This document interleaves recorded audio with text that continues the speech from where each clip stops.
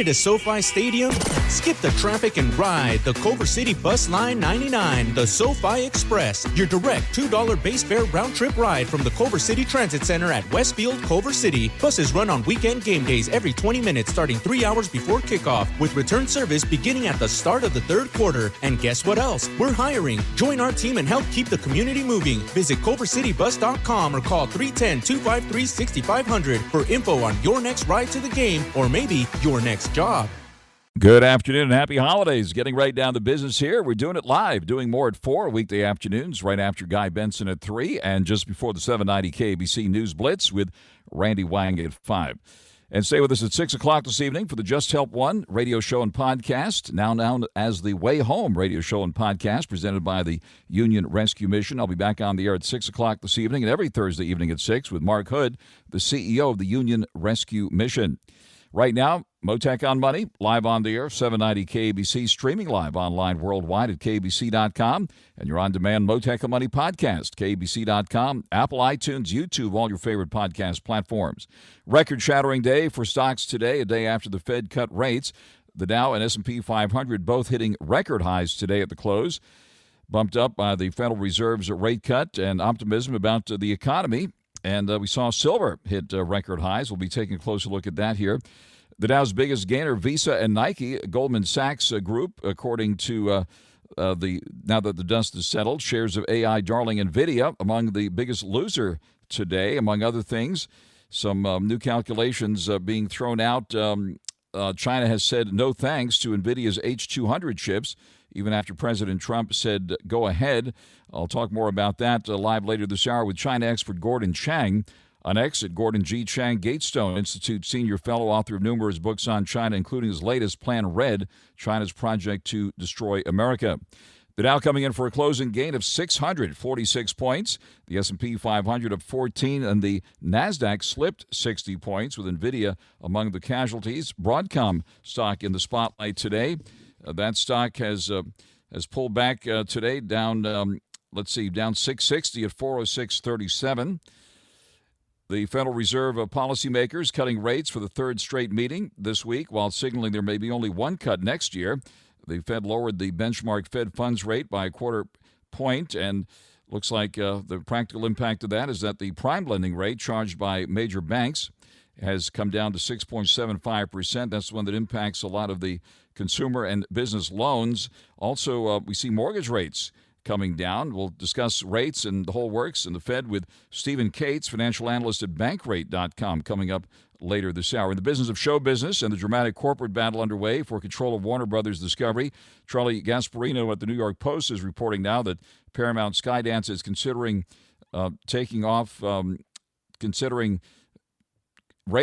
raising its takeover offer for Warner Brothers Discovery by as much as 10% as it plots its next move to break up a merger deal that Warner Brothers signed with Netflix. We're watching that very closely. And Disney making $1 billion investment now in OpenAI and will allow the AI platform to use its characters and properties to generate short user-prompted social videos. We see Disney getting a pop on that, up nearly $3 today, back to $111 and change. And the oil markets are nervous after the U.S. seized an oil tanker off the coast of Venezuela. The president making that announcement, and a major escalation in the administration's pressure campaign against Venezuela's dictator Nicolas Maduro. In all this, though, the price of oil is still hovering below $58 a barrel. Right now on your money, the markets, the economy, the Fed, and the whole works now on this record-shattering day. Joining us live now is veteran market strategist Art Hogan, chief market strategist, managing director at B. Riley Wealth, which happens to be based right here in Southern California. Art Hogan, thank you very much for taking the call on this big Santa Claus rally day we just had. Yeah, Frank, it's always a pleasure to catch up with you, and always a pleasure to catch up with you on a positive day, for sure. Yes, sir. Well, thanks for taking the call. Take it from the top. Give us your reaction here. We had the main event this week, the Federal Reserve's meeting and decision to cut rates by a quarter point. We had that rally yesterday, and it continued today to all-time highs. Give us your reaction to this latest market action. Yeah, I'll tell you this. So the market was very well predicting that the Fed would cut rates. So that came as no surprise. And the only question mark was going to be how hawkish the statement sounded and how hawkish the summary of economic projections or the dot plot looked and then the press conference. And I would say Jay Powell did a magnificent job of keeping the ball in the middle of the fairway. And he actually sounded much more dovish than hawkish. And it's important to remember, Frank, the Fed has two mandates, right? They want full employment and they want stable pricing. So it's inflation and full employment that they're battling. And clearly with the PCE that had come out last week, we know that their target of 2% is still a bit away at 2.8% of the core PCE. But we also know with the labor data that we've seen that we're not creating enough jobs to keep unemployment in check in this economy. And Jay Powell actually said something very revelatory during his press conference. He said we're averaging creating 40,000 jobs a month in this country, and he went on to talk about the reasons. The lack of immigration, certainly a lot of baby boomers retiring, and the fact that the corporate America is in a slow to hire, slow to fire environment. But then he said the calculations that the BLS does are probably off, and he suspects that we're in negative jobs creation on average for the last 3 months. That was the most dovish comment that I've heard from this chair in quite some time, and I don't think I was alone in picking up on that. So while the bar has risen to get another rate cut, I would say that they are still in full defense of their full employment mandate and still are comfortable with where inflation is. So while they've penciled in one rate cut for next year, I suspect that's going to change, and they will continue to find that neutral rate somewhere lower than this, maybe 2 rate cuts or 3 rate cuts next year. All things remain equal. And we'll learn more next week because we'll finally get the Bureau of Labor Statistics non-farm payroll number out for November next week. And then we'll be back on track, and the December number will come out on time in January. But then we can get a real reading on just how weak the labor market is, and that's what the Fed's the most concerned about. I think that's important. Chair Powell also spent a good amount of time talking about how much of the slow to hire, slow to fire is about replacement by artificial intelligence at some of the entry-level jobs. He's also spent some time about how much productivity is likely picked up.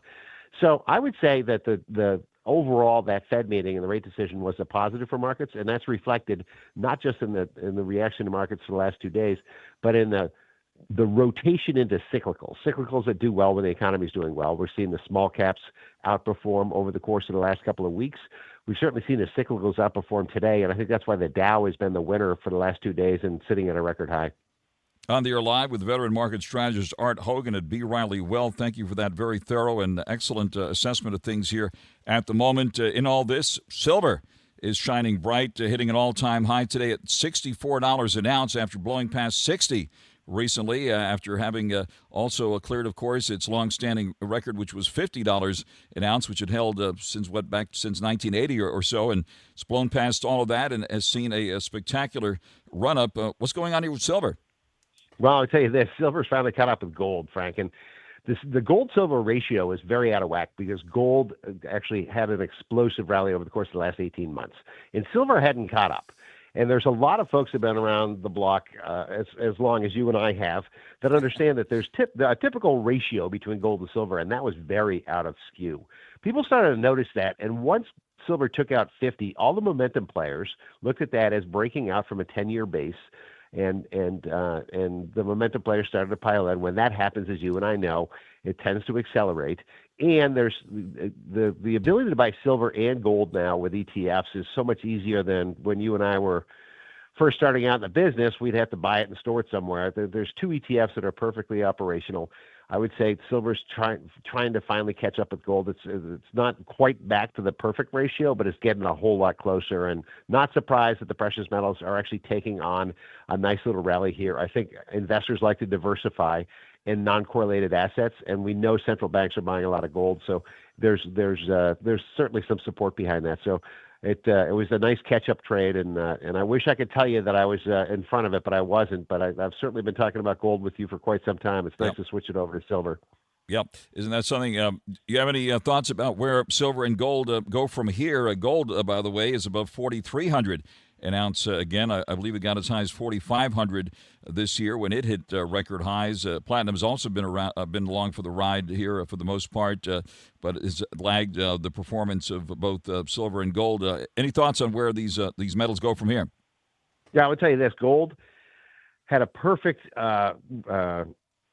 pullback from 4,500. This is 4,485 or something like that, but it peaked there and pulled back. I'd like to have seen it get into 3,900. It didn't. Got to 3,972 or something like that. So a significant pullback. Technically, everyone looked at that and said that's good enough. Got back in. We're heading back to 4,300 here, and I think that there's very little resistance all the way up to 5,000 over the next 12 months. The drivers are the same, right? We've broken out of a nearly 40-year base where gold, really hasn't on an inflation basis made this kind of move. And we've got ease of use with ETFs, central bank buying, and an aging demographic that wants to diversify their portfolio. So I think having a percentage of gold in your portfolio that helps you sleep at night certainly makes sense, and I think it's got more upside. All right, what about good old digital gold? Bitcoin's been all over the place, also hitting record highs this year, above 126,000, then got down to around 80. And right now, let me take a look at around 92.5. I know you keep an eye on what's happening with the cryptos these days. What are your thoughts on Bitcoin and the others? Yeah, so when we had that risk-off sentiment in the first 2 weeks of November, Bitcoin fell into that, and they may have been a big cause of that as well. What happened was MSCI, which is one of the big index families, is going to make a decision in December as to whether or not companies that have Bitcoin in their treasury, meaning they're Bitcoin treasury companies, and more than 50% of the treasury assets are held in cryptocurrencies, will be considered funds or operating companies. And if they're considered funds, they will be excluded from the MSCI indexes, and there's a multitude of those. And that would be detrimental to those companies that buy Bitcoin in their treasury, and therefore there was concern about that. I think that's why we pulled back from 132 down to, call it 80 at the low point. And now people have realized, well, that will certainly, be detrimental to companies like MicroStrategy or Strategy, as they're called now, because they won't be included in those passive ETFs. But the overall thesis for cryptocurrency seems to still be intact. So I think it was a healthy pullback. When you think about the fact that the NASDAQ pulled back about 7% during that November drawdown and de-risking, Bitcoin pulled back about 32% or 34%. So, I think that was a healthy sort of risk off, and I think it's going to bounce now and find support in the sort of 85, 95 level and probably is poised to head higher next year. Any thoughts about some of the other ones? Like Ethereum, there were some bullish comments made this week on Ethereum, which has also been bouncing around, but it's now back above 3,200. And let's see, Solana, which caught a buzz this year at 136, and Doge, which we don't hear that word as much as we used to, but that one's at 14 cents. Yeah, I'll tell you this. I think that of the incumbents, I would rather you and I talk about things like Ethereum and Bitcoin and certain use cases for Solana. After that, I think that the use cases sort of drop down and that and everything else sort of falls way off into the further speculative edge of the paradigm and probably not something we should be recommending talking about to our listeners. But in terms of those legacy cryptocurrencies and the ones that we know about, Solana, Ethereum, and Bitcoin, certainly I think there's some safety there, and I think they're all going to have ETFs and spot ETFs. I think the ease of use is there because of that, and I certainly think that the diversifier is there. I think that it's important to remember, though, if this is going to be part of your portfolio, I just said Bitcoin had a 35% drawdown. That's not unusual, right? If we went back over the course of the last 5 or 8 years, 35% drawdowns happen almost on an annual basis. So it's not for the faint of heart. Remember, this is a very volatile asset. So if you're thinking this is going to be something that helps you sleep at night, it's not. But it will certainly be uncorrelated to your other assets and likely, give you some diversification. On the line with Art Hogan at B. Riley Wealth, and that company is based right here in Southern California, so I know you're watching what's happening here in Hollywood with the media landscape changing and this battle now, this tug of war over Warner Brothers Discovery assets with Netflix coming up with that deal recently, and now Paramount Skydance swooping in with this other bid, and remains to be seen how this is going to play out. What are your thoughts about what's happening here with this merger battle happening right before our eyes? Well, obviously, Warner Brothers is going to be the winner at the end of the day, and it's just a function of who wins, right? So one of the things you have to take a step back and say, okay, what is the regulatory environment for either one of these takeovers, right? So to the extent that Netflix could look at this and say, how does this increase our power in overall media and eyeballs? And I think the case can be made that this is a deal that could be passed, but it's definitely going to get a hard look, right? So to the extent that Paramount, Skydance coming in here could say in a similar fashion, the synergies here make a great deal of sense and would be much less of a monopoly. So one of the things that is a sticking point for either one of these potential acquirers is the regulatory reaction, not just the United States, but what does the European regulators say? We assume that the U.S. regulatory touch is going to be a bit lighter, and either one might get approved. But I will certainly tell you what happened now that Paramount Skydance came in here. This elongates the process. If the Netflix deal had just stood pat, they'd go through the regulatory process, and we'd probably have a deal that closed in the early part of the second half of next year. This is going to stretch this deal out, and I think that's why you're seeing a bit of a delta between the potential takeout price for Warner Brothers and where it's trading now. And that's typical of these arbitrage trying to, put in that sort of time difference of how long this gets to approve. Both of the acquirers have laid down very large breakup fees. So both of them are very confident that they can get this accomplished. It's going to be interesting to watch. Absolutely. At this point, Art Hogan, let me ask you the big question here. Any specific places where you are putting money now and or taking it off the table? Frank, I can't believe I've never heard that question from you before. I'm gonna start with three things. First and foremost, I think this is a year that reminds us that being diversified is important. In the S&P 500 is 11 sectors. 5 of them are doing as well or better than the index itself. So being just overweight tech and communication services is not working this year, and I don't think it's going to work next year. So when you think about diversification, you can do that by setting up a barbell approach. You want to look at things like financials, healthcare, and industrials, and then you can offset that on the other side with technology and communication services. So you have access to AI, but it's not the entirety of your portfolio. I would also offer up that it's a great idea to start thinking about small caps while they're making new highs. This is new highs after about 20 years. So I think the upside space for the small caps is going to be terrific next year, especially if the Fed continues to cut rates. And they've underperformed the large caps by the widest gap we've seen going back to 2000. So think about small caps as a part of your portfolio, and then set up a barbell approach where you have 3 of the better performing sectors offset by tech and communication services. Beautifully said. And Art, this is probably the fastest year ever. What are your thoughts here on this epic year 2025? And will the Roaring 20s continue into next year?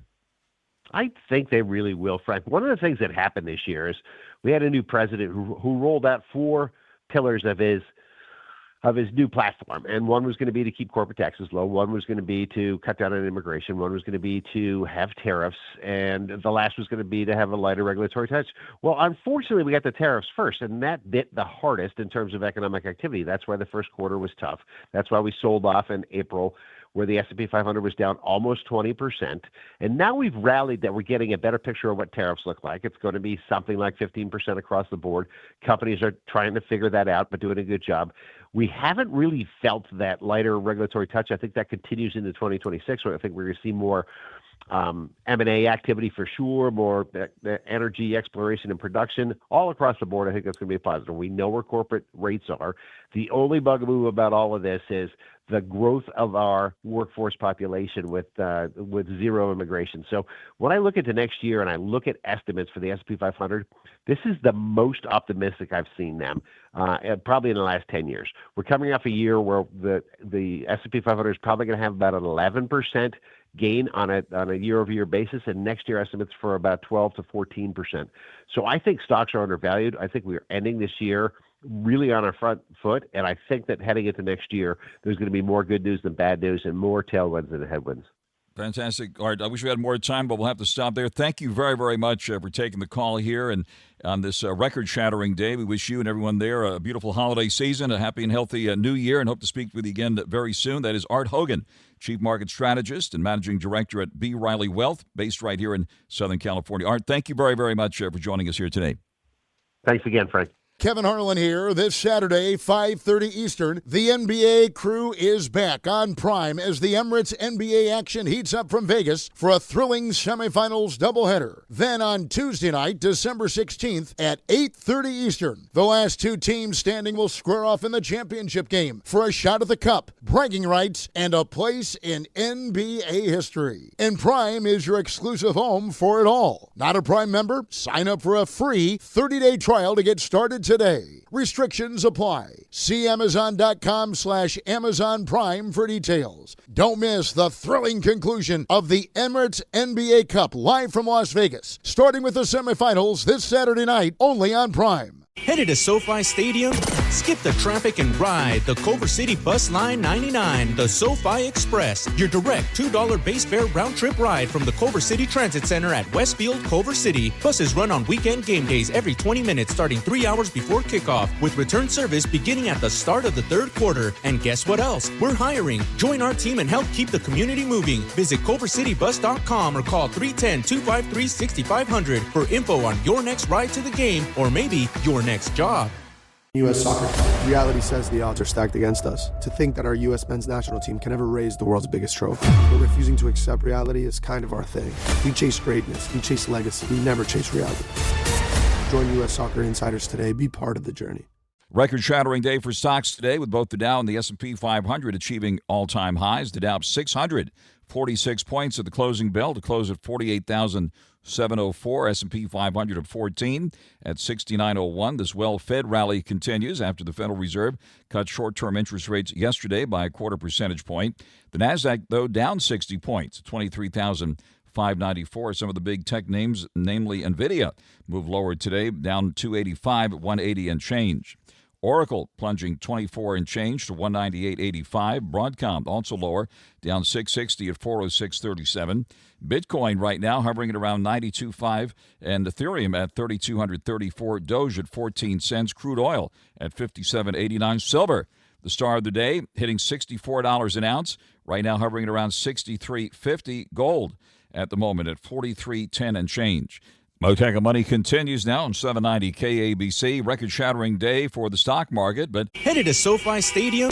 Skip the traffic and ride the Culver City Bus Line 99, the SoFi Express, your direct $2 base fare round-trip ride from the Culver City Transit Center at Westfield, Culver City. Buses run on weekend game days every 20 minutes starting 3 hours before kickoff, with return service beginning at the start of the third quarter. And guess what else? We're hiring. Join our team and help keep the community moving. Visit culvercitybus.com or call 310-253-6500 for info on your next ride to the game or maybe your next job. U.S. soccer. Reality says the odds are stacked against us. To think that our U.S. men's national team can ever raise the world's biggest trophy. But refusing to accept reality is kind of our thing. We chase greatness. We chase legacy. We never chase reality. Join U.S. Soccer Insiders today. Be part of the journey. Hey everybody, I'm Michael Strahan, and St. Jude has been close to my heart for many years. Their groundbreaking research is changing how the world treats childhood cancer and has helped push the survival rate in the U.S. from 20% to more than 80%. Please help St. Jude give children the greatest gift, a chance at a lifetime. This holiday, help St. Jude find more cures for more children. Donate now at musicgives.org. Interestingly, the Magnificent One NVIDIA pulled back today, dragging down the Nasdaq, which closed down 60 points. The S&P 500 moved up 14, and the Dow up 646 points. Both the Dow and S&P 500 have racked up all-time highs. NVIDIA shares plunging nearly $3 today at 180 and change. And among the reasons that shares of the AI darling NVIDIA moved lower is that China has said no thanks to NVIDIA's H200 chips, even after President Trump said, go ahead, NVIDIA, sell those chips to China.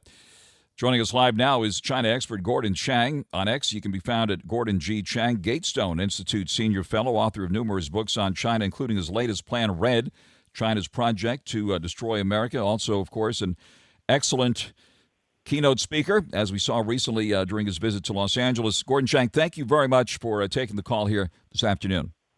Well, thank you, Frank. Give us your reaction here to what's just happened here with President Trump giving NVIDIA the green light to sell these state-of-the-art chips, and China saying no thanks, and now we're seeing some reaction here in the financial markets. Yeah, President Trump's announcement on Truth Social on Monday that he would give approval to the H200 chip is controversial.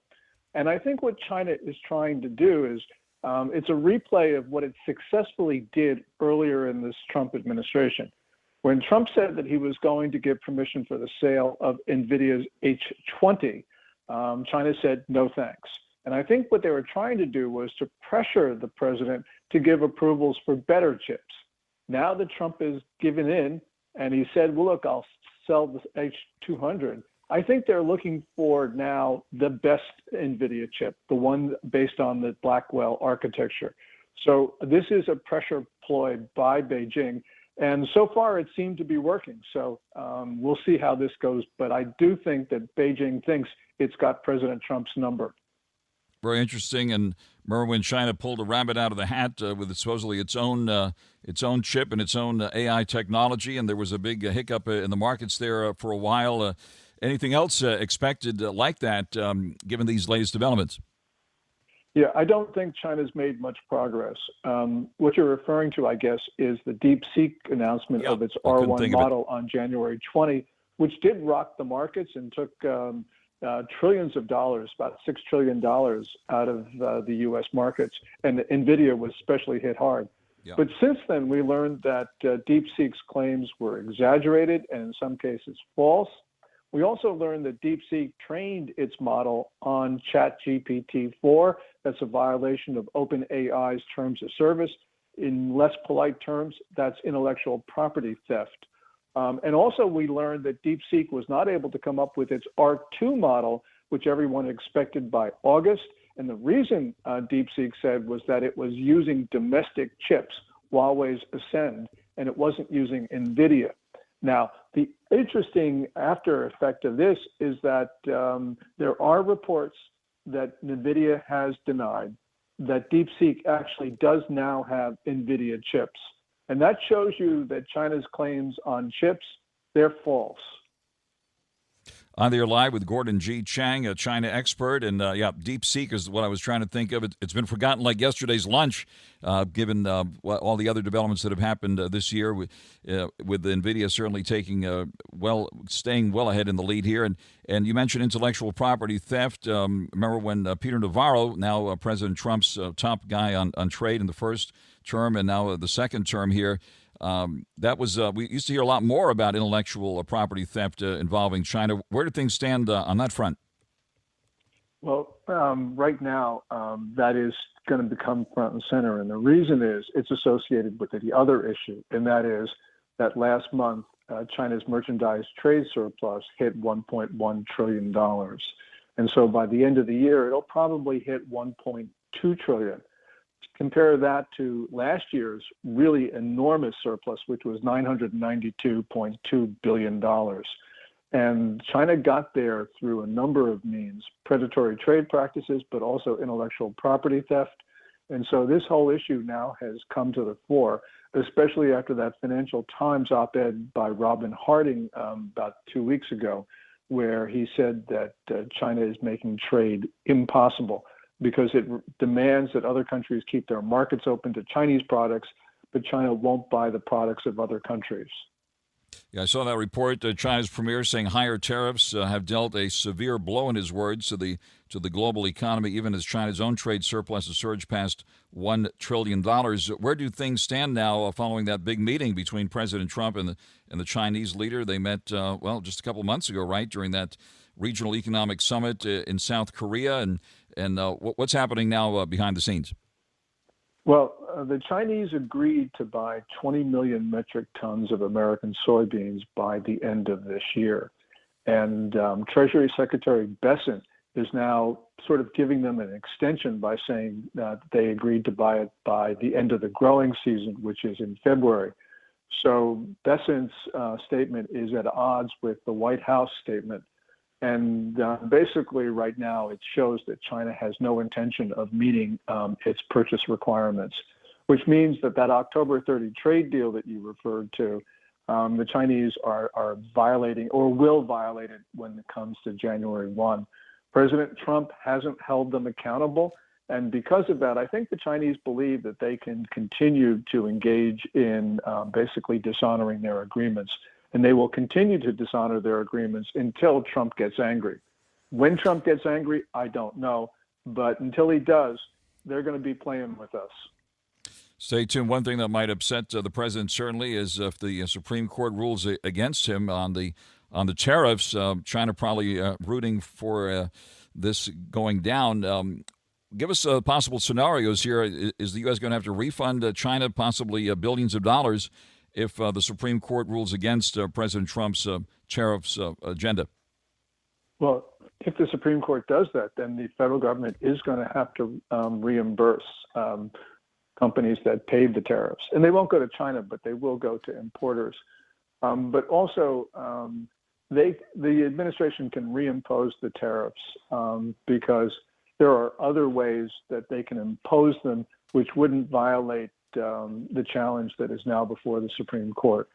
So it'll take a little bit longer. Trump will be embarrassed, but he will continue with the tariffs under a different legislative authority.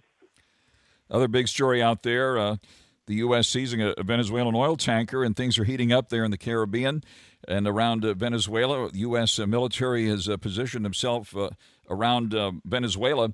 What about this? As we've noted on this program, Venezuela very, very close to China. Give us your latest assessment on what's being played out there.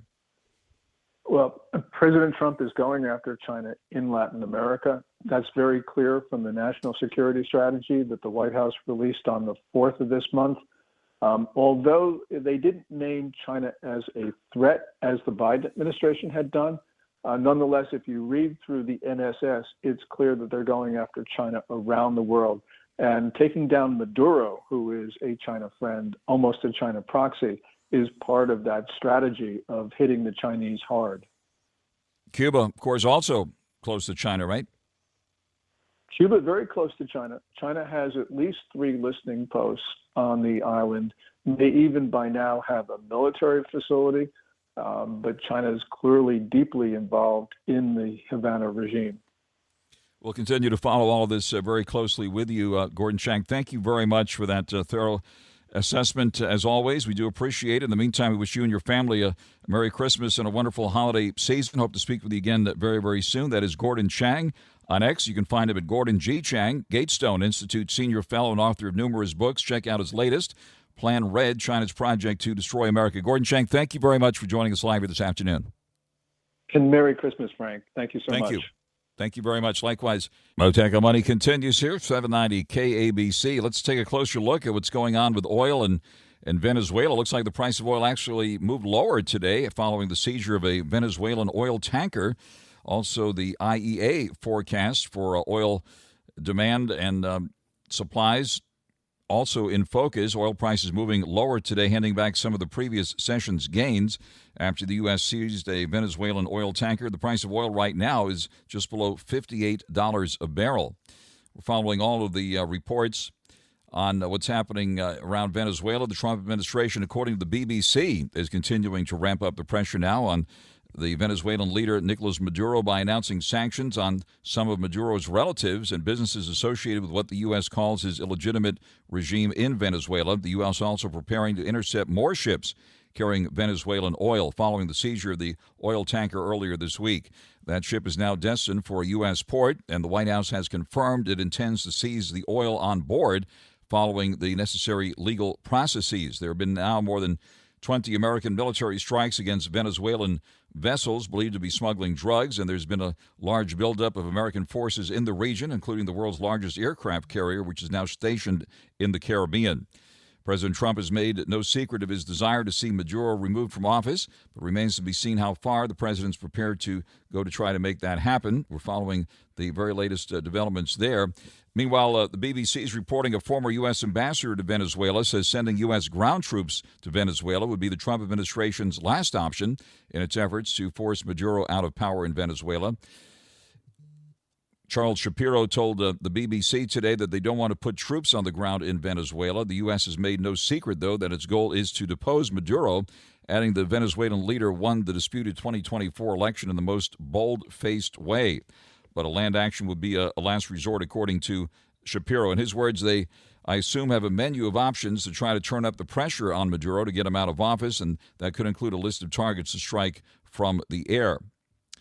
Meanwhile, both sides of the aisle in Washington weighing in on the oil tanker seizure today. Secretary of State Rubio praising President Trump, saying today that the president is trying to end illegal activities that hurt Americans and destabilize the entire region. The U.S. is holding accountable Maduro's narco nephews, in his words, words of Secretary of State Rubio. Democrat Congressman Ted Lieu here in Southern California said the president's moves in the Caribbean are pulling attention away from the rising costs facing Americans. He's a Democrat representing parts of the Los Angeles area. Also watching what's happening with the latest attacks here on vessels.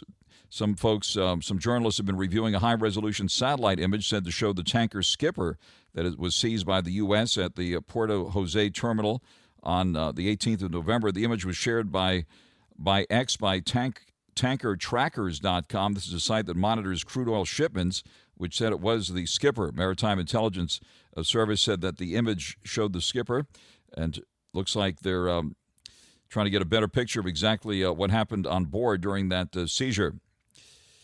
Tomorrow we're scheduled to speak to oil industry analyst John Kilduff. He'll be with us tomorrow to discuss these latest epic developments, really. And, of course, as we just spoke with Gordon Chang, the China expert, Venezuela and China are very, very close. And Venezuela relies very heavily on Chinese support in many ways. So we're going to get an update on the oil part of the equation tomorrow with John Kilduff coming up tomorrow from, again, Capital, also a CNBC contributor and a longtime contributor to this program as this story continues to unfold. Ultimately could have an impact on oil prices, which have been coming down and, well, of course, impacting the price of gas nationwide, which is the lowest in years, but not here in Southern California. That's another story, and we'll be talking more about that with John tomorrow. Right now, oil is up 29 cents at $57.89 a barrel. Of course, mercifully, with the price of oil coming down, inflation has eased, and this was a big topic of conversation yesterday when the Federal Reserve decided to cut short-term interest rates by a quarter percentage point. And that brought the prime lending rate charged by major banks to 6.75%. That's the one that impacts a lot of consumer loans as well as business loans and home equity lines of credit, among other things. And joining us live now to continue the conversation about what the Federal Reserve did at its big meeting yesterday, I'm delighted to say we have with us one of the top people at Bankrate.com. And Stephen Cates is with us now, financial analyst at Bankrate. Stephen, thank you very much for taking the call here this afternoon. My pleasure. Happy to help. Take it from the top. Tell us what we got from the Fed here and how it's going to be impacting business and consumer loans. So the Federal Reserve cut interest rates by 0.25%. That was largely expected, so it's not really a surprise, but the market certainly celebrated yesterday anyway. What that means for businesses, for consumers, is that borrowing rates are going to come down a little bit. Now, the Federal Reserve's goal here is, with the economy potentially cooling, they are trying to be supportive of economic growth and the labor market. They want businesses to expand. They want businesses to hire. That's one of the reasons that they are making that kind of move, despite the fact that inflation is still elevated. So the idea would be that lower rates allow companies to potentially borrow a little easier, and that could spur additional economic growth. All right. What does this mean for consumers with credit card rates? Last time I looked, at or near all-time highs. Well, they're not too much further lower than that. And unfortunately, even with the Federal Reserve dropping rates and most credit card rates going with them, roughly in lockstep with those, sometimes just on a month or two delay, rates are coming down, but it doesn't change a whole lot for people who may be carrying a balance. And that's kind of the issue, is that you can go from a 20% rate to an 18% rate, exactly what the Fed has moved, almost 2%, but you're still paying 18% on your balance. So you've got to actually do the work to get that down. Now, other types of lending, auto loans, home equity lines of credit, home equity loans, those being secured loans, the rates are lower, and people may notice a more meaningful impact with the rates just on a relative basis. Those are a little bit more palatable. Now, mortgage rates, which everybody really would like to be lower, those do not necessarily follow what the Federal Reserve does. So it's hard to predict exactly where they're going to go from here.